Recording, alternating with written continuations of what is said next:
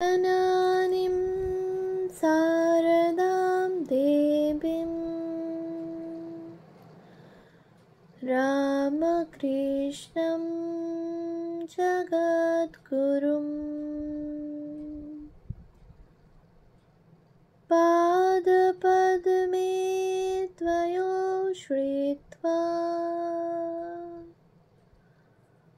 प्रणमामि মুহুর্মুহু। পূজনীয় স্বামী লোকেশ্বরানন্দজির সম্পাদনায় রচিত শতরূপে সারদা গ্রন্থ থেকে পাঠ, পৃষ্ঠা সংখ্যা 255। শ্রীমা মনীষীবৃন্দের দৃষ্টিতে। শ্রীমা ছিলেন এমনই একজন নারী, এজন্যই তাঁর জীবন ও আদর্শের একটি সর্বজনীন আবেদন আছে। স্বামীর নিঃস্বার্থ সেবা এবং তাঁর ঈশ্বর সাধনার পথে সর্বান্তঃকরণে সহযোগিতা করে তিনি আদর্শ ভারতীয় গৃহিণীর মর্যাদায় অধিষ্ঠিতা হন। এই মহৎ ব্রতে নিবিষ্ট চিত্তা থেকেও তিনি অত্যন্ত সাধারণ এবং দৈহিক শ্রমসাধ্য কাজও অভিনিবেশের সঙ্গে সম্পন্ন করে যেতেন। স্বামীর সান্নিধ্যে তিনি কঠোর সাধনায় আত্মনিয়োগ করেন এবং সুউচ্চ আধ্যাত্মিক ভূমিতে উপনীতা হন। তবু বাস্তব দৈনন্দিন সংসার জীবনের দায়িত্বকে তিনি বিন্দুমাত্র অবহেলা করেননি। শ্রীরামকৃষ্ণের স্বাচ্ছন্দ্যের প্রতি তিনি যেমন নিয়ত সজাগ ছিলেন, তেমনি তাঁর কাছে যে সমস্ত অনুরাগী ভক্তের সমাবেশ ঘটেছিল তাদের তিনি নিজেও সন্তানের মতো পরিচর্যা করতেন। তাঁর জীবন তাই ভারতীয় নারীত্বের যথার্থ আদর্শ প্রকাশক। এই আদর্শের দুটি দিক তার মধ্যে পরিপূর্ণতা লাভ করেছিল। সেগুলি হল: 1. কর্তব্যে জীবন উৎসর্জন। 2. এই কর্তব্য নিষ্ঠারূপ কর্মযোগের মাধ্যমেই আধ্যাত্মিক সমৃদ্ধি অর্জন। নারী সাধিকাবৃন্দে যে জীবনবৃত্ত আলোচ্য সংকলন গ্রন্থে তুলে ধরা হয়েছে, তাতে আমরা এই শিক্ষা লাভ করি যে নিজের স্বার্থ বিস্মৃত হয়ে অন্যের সংগ্রাম ও বেদনার সঙ্গে নিজেকে সম্পৃক্ত রাখতে পারলে আত্ম উপলব্ধির পথে কিছু অগ্রসর হতে পারি। এই মহীয়সী সাধিকাগণ মুখের কথায় উপদেশ দেননি, তাদের জীবন ও সাধনার আলোতেই তাদের উপদেশ প্রকাশমান। শ্রীমা যেন এই সমস্ত সাধিকা নারীর জীবন পথের প্রান্তে দাঁড়িয়ে পরিপূর্ণতার আহুতি দিয়েছেন। আলোচ্য গ্রন্থের ভূমিকা লেখক কেনেথ ওয়াকার যে মন্তব্য করেছেন তার সারার্থ তুলে ধরছি। তিনি বলেছেন, শ্রীমা সারদা দেবী তাঁর শিষ্যগণের কাছে কখনো সরাসরি বেদান্তের দার্শনিক তত্ত্বসমূহ প্রচার করেননি, কিন্তু তার উপদেশের পিছনে বেদান্তের ভিত্তি ক্রিয়াশীল। তিনি অত্যন্ত বাস্তব ব্যবহারিক জ্ঞানেরও অধিকারিণী ছিলেন। তিনি তাঁর নিজ জীবনে মানব জাতি এবং মানুষের বিভিন্ন ধর্মের মূলগত ঐক্য প্রদর্শন করে গিয়েছেন। কেনেথ ওয়াকার ভক্ত অন্নপূর্ণার মাকে দেওয়া শ্রী মায়ের সেই অন্তিম উপদেশের কথা স্মরণ করেছেন। তাতেই শ্রী মা বলেছিলেন, যদি শান্তি চাও মা, কারো দোষ দেখো না, দোষ দেখবে নিজের। জগৎকে আপনার করে নিতে শেখো, কেউ পর নয় মা, জগৎ তোমার। এই সংক্ষিপ্ত সহজ সরল উপদেশের যে সুগভীর তাৎপর্য বর্তমান পৃথিবীতে বিদ্যমান, তার প্রতি এই বিদেশি চিন্তাবিদ বিশ্ববাসীর দৃষ্টি আকর্ষণ করেছেন। তিনি লিখেছেন, এই কয়েকটি সরল শব্দের উপদেশ কথায় শ্রী মা আমাদের সেই অগভীর স্বার্থকেন্দ্রিক অহমিকা সম্পর্কে সচেতন করে দিয়েছেন। এই স্বার্থকেন্দ্রিক অহমিকাই এক মানুষকে অন্য মানুষ থেকে বিচ্ছিন্ন করে দেয়। এই উপদেশে তিনি মানবতার অন্তর্নিহিত ঐক্যের উপর জোর দিয়েছেন। এই ঐক্যবোধে তোমার, আমার প্রভৃতি শব্দের স্থান নেই। কেউ অনাত্মীয় নয়, সব আপনজন। শ্রী মায়ের জীবন ও বাণীর গুরুত্ব যে ভারতবর্ষের সীমানা পার হয়ে বিশ্ব দুয়ারে আপন স্থান করে নিচ্ছে, শ্রীযুক্ত ওয়াকার সে সম্পর্কে জগৎবাসীর দৃষ্টি আকর্ষণ করেছেন। জীবনের অন্তিম লগ্নে কোনো ভক্ত নারীকে অতি সাধারণ ভাষায় শ্রী মা যে কথা কটি বলেছিলেন, তাতে বিশ্ব মৈত্রী এবং আন্তর্জাতিক সম্প্রীতির মন্ত্রসংহতির আত্মপ্রকাশ ঘটেছে।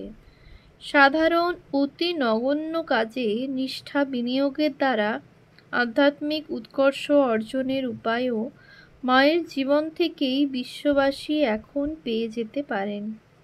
ভারতবাসীরও একথা সহজেই হৃদয়ঙ্গম হবে যে বাটনা বাটা, কুটনো কাটা, রান্না করার মতো অত্যন্ত তুচ্ছ অথচ অত্যাবশ্যক দিনযাত্রার কাজে নিষ্ঠার যেমন প্রয়োজন, তেমনি জীবনের শ্রেষ্ঠ উদ্দেশ্য ঈশ্বর লাভের জন্য প্রয়োজন একাগ্রতা। এই নিষ্ঠা যেমন কর্মযোগের চাবিকাঠি, এই একাগ্রতাও তেমনি জ্ঞান ও ভক্তির প্রবেশপথ। এই দৃষ্টিকোণ থেকেই শ্রী মায়ের সরল অনাড়ম্বর জীবনচর্চার অন্তরালবর্তী মহিমাটুকু এখন দেশি বিদেশি চিন্তাবিদদের মনকে নাড়া দিচ্ছে। ইংরেজি প্রবুদ্ধ ভারত এবং বাংলা উদ্বোধন পত্রিকা দুটির শ্রী মায়ের শতবার্ষিকী স্মারক সংখ্যা প্রকাশিত হয়েছিল। এই দুটি পত্রিকার সংশ্লিষ্ট সংখ্যা দুটির লেখক ও রচনাপঞ্জির দিকে তাকালে স্পষ্টই বোঝা যায় যে বুদ্ধিজীবী সমাজের প্রায় সমস্ত স্তরের মানুষ শ্রী মা সম্পর্কে চিন্তনের দায়িত্ব নিয়েছেন। তার জীবন ও সাধনার যুগোপযোগী এবং যুগোত্তীর্ণ মূল্য নির্ধারণে প্রয়াসী হয়েছেন। কবি, ঔপন্যাসিক, দার্শনিক, মনস্তত্ত্ববিদ, ইতিহাস বিশেষজ্ঞ, সাংবাদিক, চিকিৎসক, বিচারক ও আইনজীবী, রাজনৈতিক নেতা, শিক্ষক, অধ্যাপক, সমাজকর্মী প্রভৃতি প্রায় সমস্ত স্তরের নারী ও পুরুষ চিন্তাবিদগণ মাতৃমননে অংশ নিয়ে স্বীকার করে নিয়েছেন যে সারদা দেবীর জীবন শুধু ধর্মসাধিকার জীবনরূপেই গুরুত্বপূর্ণ নয়, মনন এবং কর্মের ক্ষেত্রেও তাঁর প্রেরণা মনীষীজন সমর্থিত। উক্ত পত্রিকা দুটিতে শ্রী মায়ের শতবার্ষিকী সংখ্যায় ভক্তদের প্রত্যক্ষভাবে শ্রী মা সম্পর্কে যেমন স্মরণ মনন আছে, তেমনি অন্যান্য সংশ্লিষ্ট বিষয় আলোচনাকালে ভক্তমণ্ডলী বহির্ভূত অনেক বিশিষ্ট ব্যক্তির শ্রী মা সম্বন্ধে প্রাসঙ্গিক আলোকপাত বা বিচারণা আছে।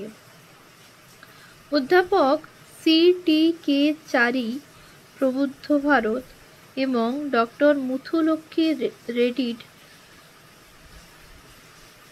ওই খুব আধুনিক ও যুগোপযোগী বিশ্লেষণে শ্রী রামকৃষ্ণ শ্রী মায়ের দাম্পত্য সম্পর্কের মূল্য নির্ধারণ করেছেন। অধ্যাপক চারি শ্রী রামকৃষ্ণ শ্রী মায়ের দেহ সম্পর্কহীন দাম্পত্য জীবনকে আধুনিক মনস্তত্ত্বের আলোকে যাচাই করেছেন। বিশেষত ফ্রয়েডপন্থী পাশ্চাত্য মনস্তত্ত্ববিদদের বিশ্লেষণ ও সমীক্ষণের সীমাবদ্ধতা লেখক দেখিয়ে দিয়েছেন। এই সমস্ত মনোবিজ্ঞানীর ধারণা মানুষের সহজ কাম স্পৃহাকে অবদমিত করলে নানা অস্বাভাবিক চিত্তবিক্ষেপের সৃষ্টি হয়। এরা অবদমিত কামের নির্জ্ঞানী আশ্রয় গ্রহণকে অনেক মানসিক ব্যাধির হেতু বলে মনে করেন। ধর্মকে এরা আবেশিক উদ্বায়ুর প্রক্রিয়া প্রসূত বলে নির্দেশ করেন।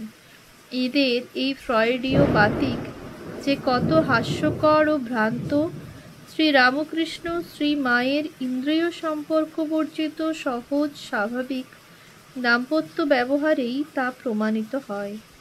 কামের ঊর্ধ্বায়ন যে মানুষকে কোন উচ্চতর ভূমিতে নিয়ে যায় তারই প্রকৃষ্ট প্রমাণ এই দুজনের মিলিত জীবন। উচ্চতর সত্যবোধের তাগিদে ধীরে ধীরে কাম ও স্পৃহা আপনা আপনি প্রশমিত হতে থাকে এবং উচ্চতম সত্য লাভের আকাঙ্ক্ষায় তা একেবারেই বিলীন হয়ে যায়। এই সত্য উপলব্ধির প্রেরণাতেই এই আদর্শ দম্পতির ভালোবাসা বা প্রেম ছিল নিষ্কাম।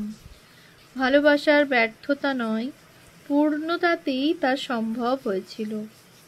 ঈশ্বরমুখী মন থেকে যে দেহবাসনা দূর হয়ে যায়, একথা আধুনিক পাশ্চাত্য দেহবাদী মনস্তত্ত্ব এবং জড়বাদী শিক্ষা স্বীকার করে না।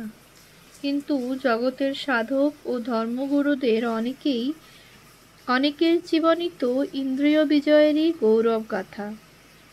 উৎস: Prabuddha Bharata, the holy mother birth centenary number, March 1954, pp 193-194। দক্ষিণ ভারতের চিকিৎসাশাস্ত্রের প্রথম ডিগ্রিপ্রাপ্তা মহিলা এবং সমাজসেবিকা শ্রীমতী রেডিট মনে করেন, শ্রীরামকৃষ্ণ ও শ্রী মায়ের পবিত্র দাম্পত্য জীবনের আলোকে আধুনিক ভারতের অনেক সমস্যার সহজ সমাধান সম্ভব।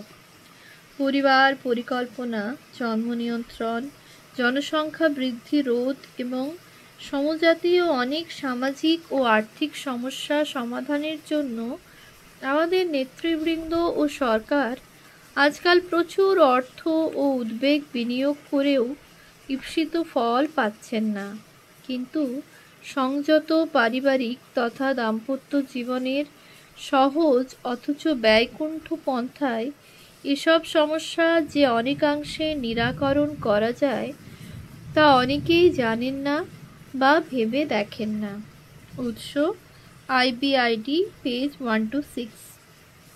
প্রখ্যাত সাংবাদিক হেমেন্দ্র প্রসাদ ঘোষ লিখেছেন যে শ্রী মা তার স্বামীর অধ্যাত্ম জীবনের সহায় ও সঙ্গিনী ছিলেন। স্বামীর মানসপুত্রদের জননী স্বরূপা ছিলেন। তিনি ছিলেন সেবার প্রতীক, স্নেহের উৎস, পবিত্রতার আদর্শ। এই সমস্ত গুণের সমন্বয়ে তার মধ্যে যে ব্যক্তিত্বের স্ফুরণ হয়েছিল, তাতে তিনি শুধু স্বামীর লীলা সহচরীর প্রয়োজন সিদ্ধ করেননি, অগণিত ভক্ত ও তাপিত নরনারীর স্নেহ ও ভালোবাসার তৃষ্ণা তৃপ্ত করেছেন। তিনি মায়ের আসনে ভূষিতা হয়েছিলেন কেবল শ্রী রামকৃষ্ণের সহধর্মিণী হওয়ার জন্য নয়, নিজ হৃদয়ের মাতৃত্ব গুণের অধিকারে। সেবা, স্নেহ, পবিত্রতা মাতৃচরিত্রের বন্দনীয় গুণ। এই সমস্ত গুণেই তিনি আজ সকলের বরণীয়া। উৎস: উদ্বোধন, শ্রী শ্রীমা শতবর্ষ জয়ন্তী সংখ্যা, পৃষ্ঠা 115-16। ওড়িয়া লেখক ডক্টর মায়াধর মানসিংহ প্রায় অনুরূপ কথাই বলেছেন।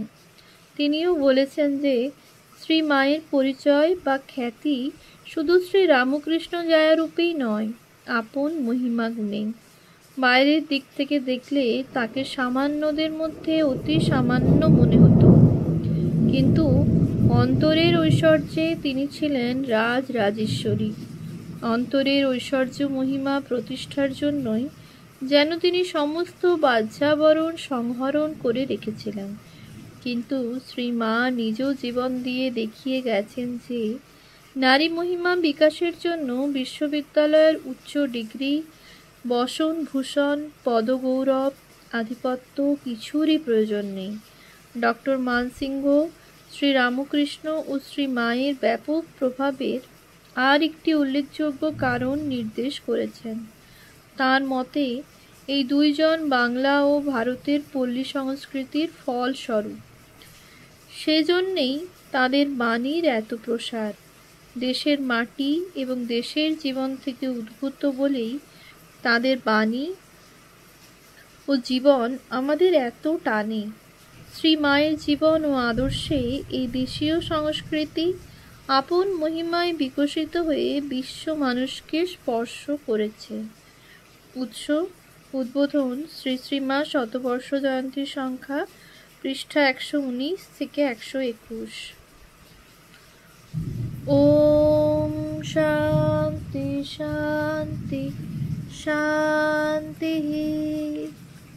হরি ওম তৎসৎ। শ্রীরামকৃষ্ণার্পণমস্তু।